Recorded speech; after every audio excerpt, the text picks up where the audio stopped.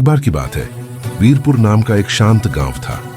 गांव के बीच एक बड़ा पीपल खड़ा था और उसको सब लोग चुपचाप देखकर पार करते थे। लोग कहते थे कि उस पेड़ पर एक अजीब चुड़ैल उल्टी लटकी रहती है, मुंह नीचे पैर ऊपर और काली काली आंखें। एक दिन मुकुट, जो एक बहादुर पुलिस वाला था, छुट्टियों में अपने गांव लौटा।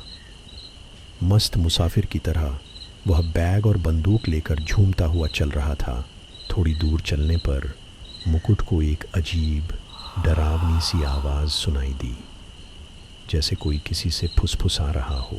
मुकुट ऊपर देखता है और वही दृश्य, उल्टी लटकी चुड़ैल अपने नीले चादर में चमकती हुई, उसकी काली आंखें मुकुट पर टिक गईं। मुकुट, मुझे मदद चाहिए। मैं तुम्हें एक काम बताऊंगी। पेड़ के भीतर 4 कमरे हैं। तुम जाओगे, 3 कमरे से खजाना लाओगे। मैं रस्सी से खींचकर तुम्हें बाहर निकाल लूंगी, पर चौथे में वह चीज है जो मेरी ताकत बढ़ाएगी। ठीक है, मैं जाऊंगा, बस तुम मुझे वापस खींच लेना। पहले कमरे में मुकुट को चांदी और सिक्कों का अंबार मिला और एक कुत्ता जो जैसे गार्ड कर रहा हो। मुकुट ने जल्दी से कुछ सिक्के अपने बैग में भरे, पर कुत्ते की आंखों में कुछ अजीब चमक थी।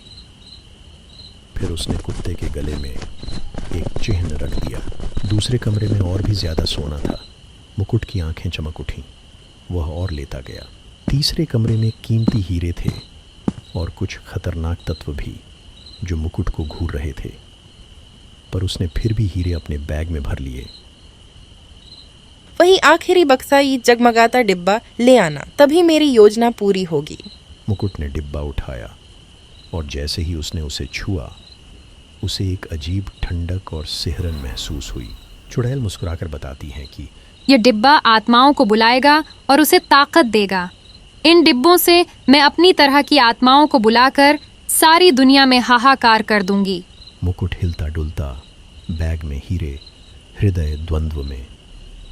वो सोचता है, फिर डिब्बा छोड़ देने का निर्णय। मैं ये नहीं दूंगा, मैं इस ताकत को औरों के हाथ नहीं आने दूंगा।